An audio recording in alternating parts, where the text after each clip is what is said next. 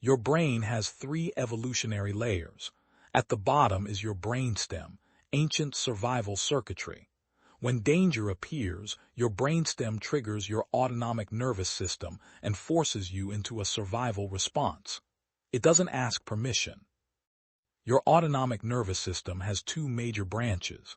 The sympathetic nervous system speeds you up, heart rate climbs, muscles tense, breath becomes shallow. The parasympathetic nervous system slows you down. But when danger is extreme and inescapable, your parasympathetic system collapses you. This is called dorsal parasympathetic activation. When trauma happens, this system gets stuck. It learns to see danger everywhere. The response that once saved your life now runs on its own. When your nervous system perceives danger, the first response it tries is fight. Defeat the threat. Your sympathetic nervous system floods your body with adrenaline. Your anger rises because anger is mobilizing. In acute danger, this works.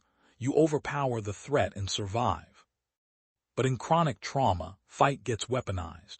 Someone with a fight response becomes easily irritable or aggressive over minor things. They feel chronic anger simmering beneath the surface. They use rage as a defense. They struggle with control and feel safest when dominating situations. Your nervous system learned that danger means you strike first, strike hard, show no weakness. If you can't win the fight, your nervous system tries flight. Flight is speed. It's the urgent need to escape, to create distance. Your legs want to run. Your heart is screaming, leave, leave, leave. In real danger, flight works. You run and survive. But in chronic trauma, flight becomes hypervigilance. It becomes constant escape planning and the inability to stay still or commit to anything. Someone with a flight response feels restless and always on the move. They struggle to stay in relationships or jobs. They have racing thoughts and difficulty concentrating. Their nervous system learned that stillness equals death.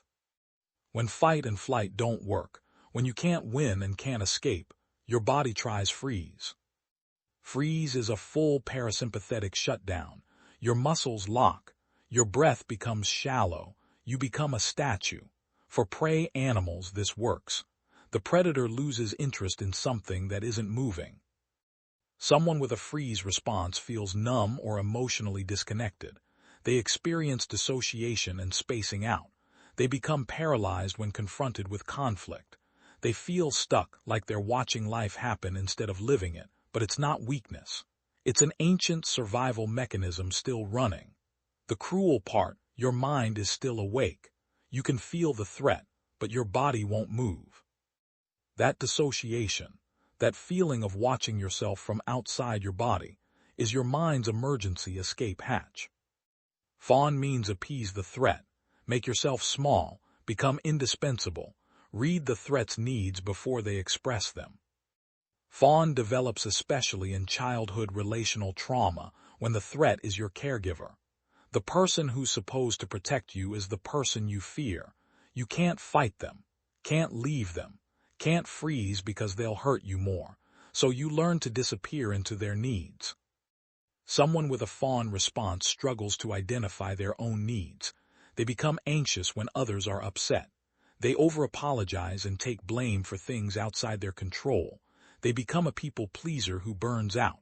They feel their only value is in what they do for others. FAWN looks like kindness, looks like a good heart, but the person has abandoned themselves. They're running a survival program. And then there's SHUTDOWN. This is deep parasympathetic collapse. When all other options have failed, your nervous system gives up. Your heart rate drops dangerously low. Your blood pressure crashes. Your mind becomes foggy and numb. Some describe it as playing dead. Someone in chronic shutdown experiences profound fatigue that rest doesn't cure. They have difficulty motivating themselves. They experience emotional flatness. They lose interest in things they once loved. They feel hopeless and empty. Shutdown is what happens when your nervous system has checked out. It's a survival response that's become a prison. These responses aren't flaws. They're evidence that you survived something that tried to destroy you. Your nervous system protected you the only way it knew how. But that protection was for then. for that survival situation. It's not helpful for now. The path forward isn't about eliminating these responses. It's about regulating your nervous system so it can perceive safety again. This is what trauma therapy does. It doesn't erase what happened.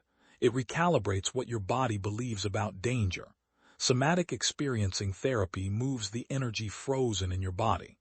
EMDR helps your brain process traumatic memories so they lose their emotional charge. Talk therapy helps you understand the adaptation. But mostly, this takes time. It takes a nervous system that believes it's safe enough to change. You are not broken. You are not your trauma response. You are a person whose nervous system learned to survive something difficult. And now, if you choose, it can learn to live.